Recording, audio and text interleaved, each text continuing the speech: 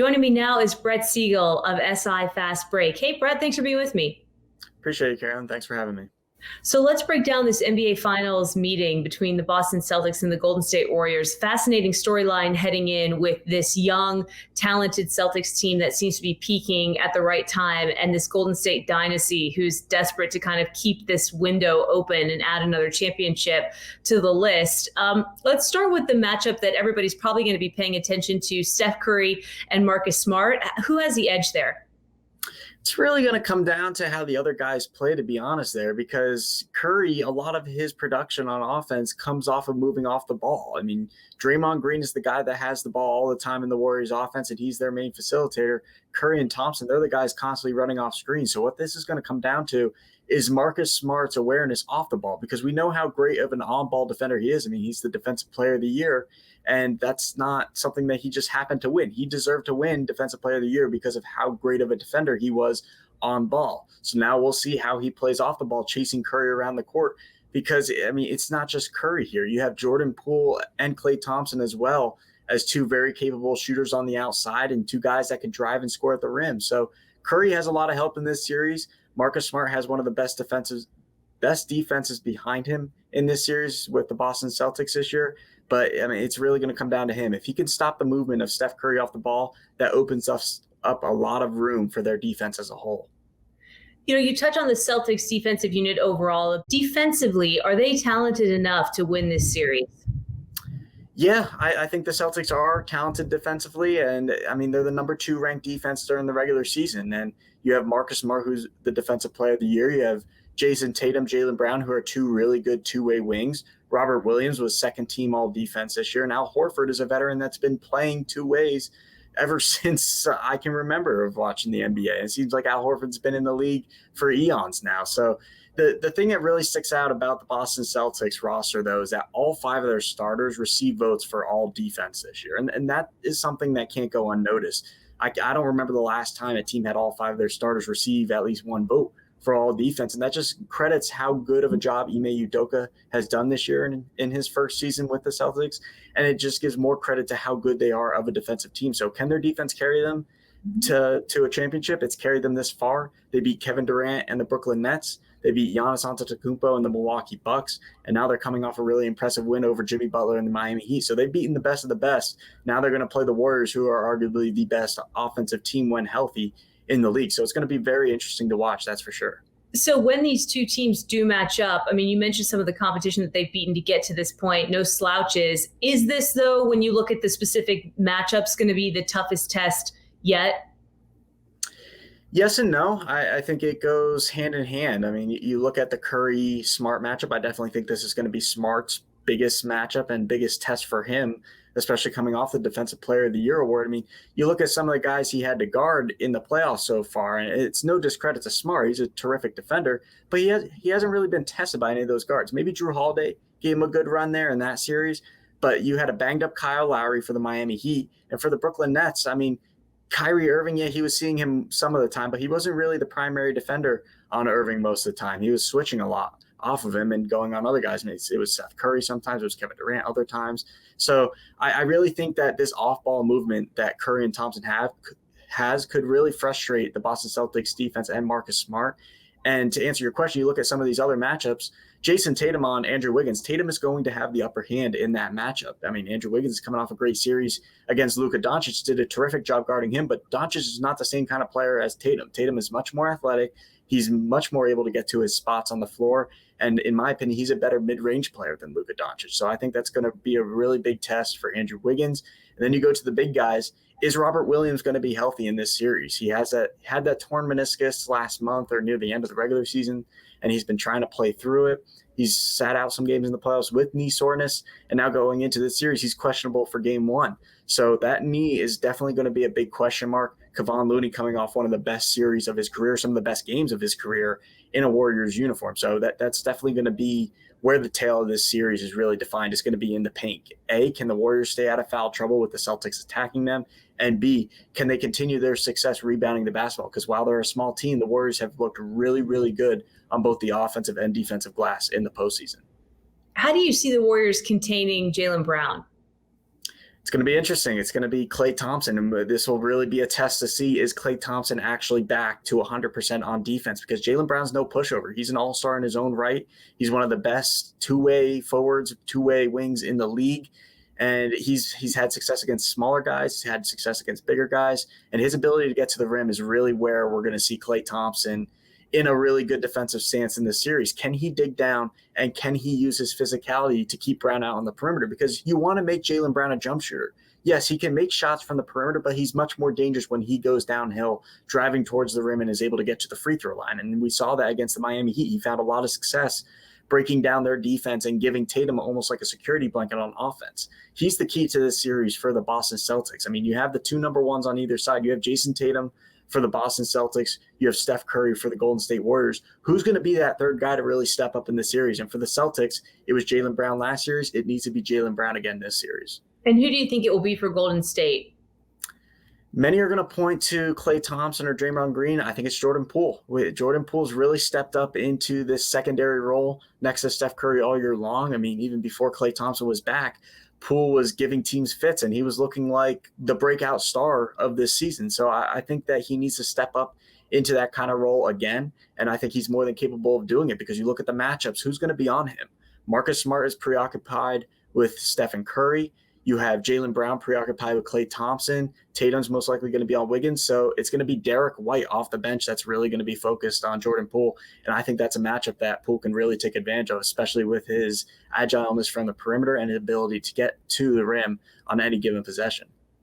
Ime Udoka has been given so much credit, Brett, for turning this team around and having them peak at just the right time, getting them to kind of buy in, and then, of course, reaching the finals here. When you get down to brass tacks at the end of the season in the finals, and you've got a veteran coach coming up against, something of an unproven in Udoka, how much does that coaching chess match actually matter? Or in a league like the NBA, is it really going to come down to, as you say, execution in these individual matchups? I think it's going to come more down to the individual matchups. I mean, of course, the coaching adjustments mid-game are going to play a big role, and I think that's where the Warriors have the edge in terms of in-game adjustments, just because they've been there before. This team is now in the finals for 6 of the last 8 years. They've seen anything and everything that they could have. They were up 3-1 in a series. They lost in the NBA Finals. They looked like they had a chance against the Raptors, and then injuries played a role there. And you can't forget the fact that they've won 3 times in the last 8 seasons, going for number 4 right now. So I think the in-game adjustments will really play a role in favor of the Warriors. But in terms of will Udoka's inexperience here really matter, I don't really think so. It's just going to come down to these matchups, and experience as a whole in terms of players will really play a big role in this series. Because you look at the Warriors, like I mentioned, they've been there before. You have a guy in Andre Iguodala who could be healthy coming off the bench. Otto Porter is most likely going to be good to go. He's another veteran that could impact this series. Belisha off the bench could impact this series for them. So they just have a bunch of veteran guys compared to where the Celtics, no one on that roster has been in the NBA Finals before. So that's really where the Warriors have the edge here. Yeah, it's kind of a stunning stat when you do the comparisons of NBA final game experience, and you see a goose egg with the entire Celtics roster, and then faced with a Golden State team, of course, that's been there before. And Al Horford, to me, is such a compelling storyline coming out of Boston as well. I mean, a guy who has been in the league for over a dozen years, made countless playoff appearances, close to 150, and then finally, after that last grueling series, making it to an NBA Finals for the first time. And, it was really touching to kind of hear Brown and Tatum and everybody saying nobody deserves it more than him. And you do get that sense that he has been that mentor, that veteran who, took care of those young guys when they were kids, basically, sheltering them and helping them kind of grow and adjust and mature, and then leaving the team and coming back and now helping them get to this point. I mean, that to me just kind of says it all about what he brings and what he offers. It's so much more about what he's done behind the scenes, I feel like, than what he's also able to contribute on the floor, which has been significant. Well, what he's been able to do on the floor is incredible given his age, and given last year with the Thunder, he looked like that he was on his way out of the league, that nobody wanted that contract, and he just didn't look like he had it anymore. So coming back to Boston, like you mentioned, stepping up into that mentor role has been huge.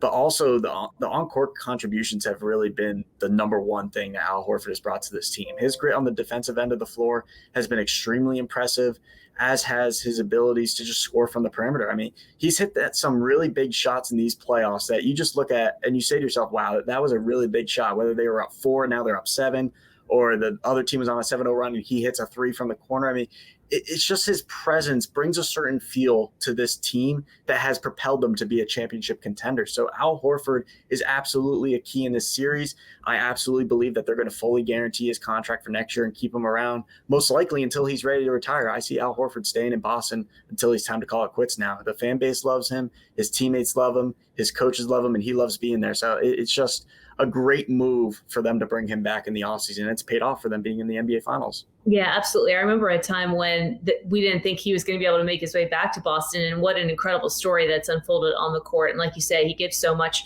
to the locker room as well. So at the end of the day, the question that everybody wants to know is, who ultimately is going to win this series? What feel do you have for what might happen here? Well, I don't think that we're going to see something like the Miami Heat, Boston Celtics, where teams are just dominating on away courts. I don't think that's going to be the case. The Warriors have yet to lose on their home court in the playoffs, and I think that holds a lot of weight in this series. They have home court advantage. If it goes 7 games, they're going to have a massive advantage because the Warriors fan base and their arena at Chase Center, it's arguably the best home court advantage in the NBA. They have some crazy fans out there.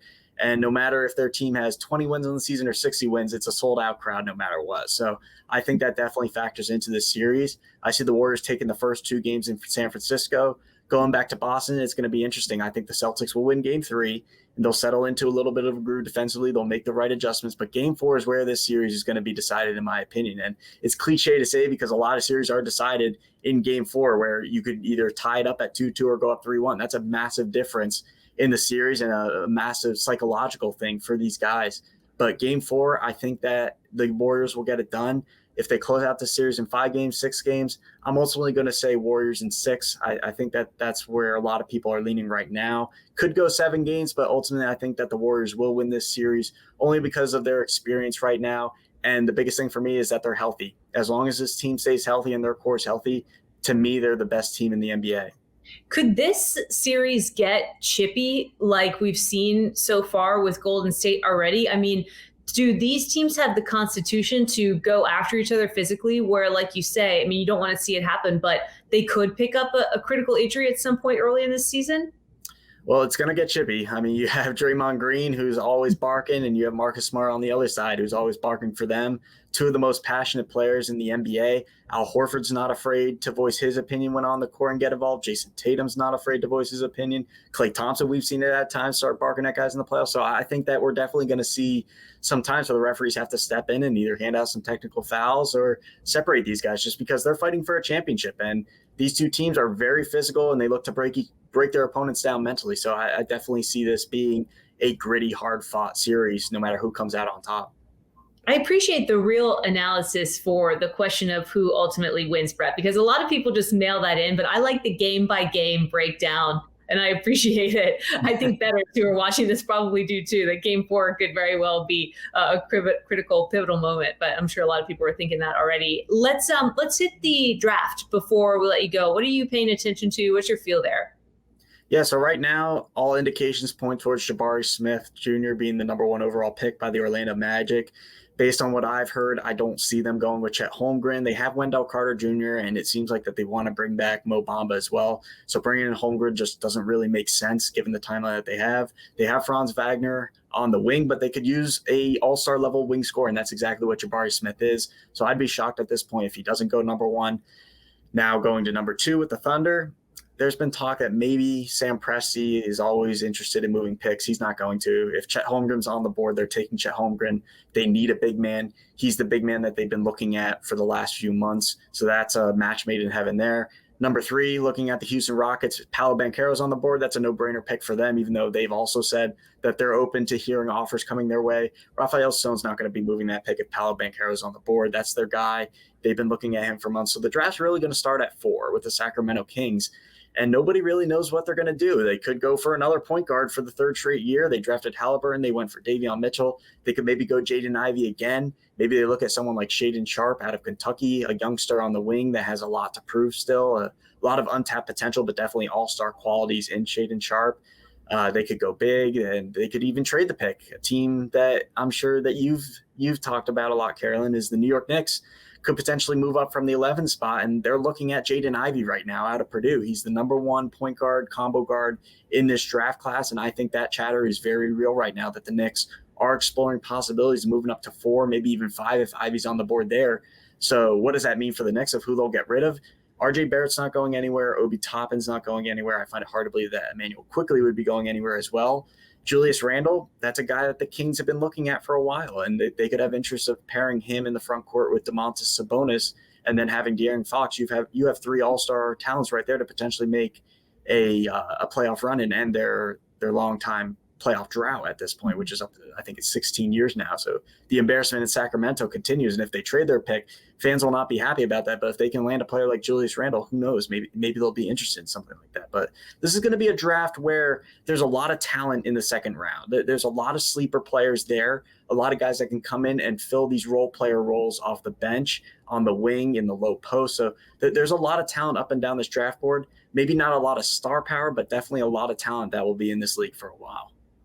What's your general line of thinking when it comes to the NBA draft? I mean, you look at other leagues and people are very much split between go for the best player on the board, so to speak, and also fit-wise, what position do we need and how do we address that void? I mean, there are some clear-cut decisions. You're right. The Knicks absolutely need to do something and maybe get aggressive. But is it as simple as just assessing the landscape and seeing what kind of talent is in the next round and just taking the best player? Or does it go a little bit deeper than that when NBA teams try to assess, their specific positional needs? Sometimes it's based on needs and fit. So it depends. Like the guy's play style definitely comes into play. Is he more of a ball handler? Is he more of an off the ball guard? What do we need in that category? That's definitely things that are talked about. But in today's day and age, especially with the positionless basketball being played, and you see so many what would be forwards 5 to 10 years ago playing center now. I mean, someone like Kevon Looney would have been a forward 5-10 years ago. Now he's the starting center on a team in the NBA Finals. So I think when you look at it from that mindset of the positionless basketball, a lot of teams are going to go with the best talent available and the best athletic talent available, because you're seeing a lot more of these athletes come into the league that can do a lot of different things. Maybe they're not the best shooters, maybe they're not the best post-up players, but they're more than capable of pushing the ball in transition and being these, in quote, 3-and-D type players. So I really think that that's where the best available mentality comes into play. And that's what we're seeing teams do more in the second round, of where you see all this flip-flopping around with teams trading up, trading down. They're just going for the best talent that's on the board at that point. Brett Siegel, fantastic analysis from SI Fastbreak. Thank you very much. We appreciate it. Enjoy the finals. Appreciate it. Thank you.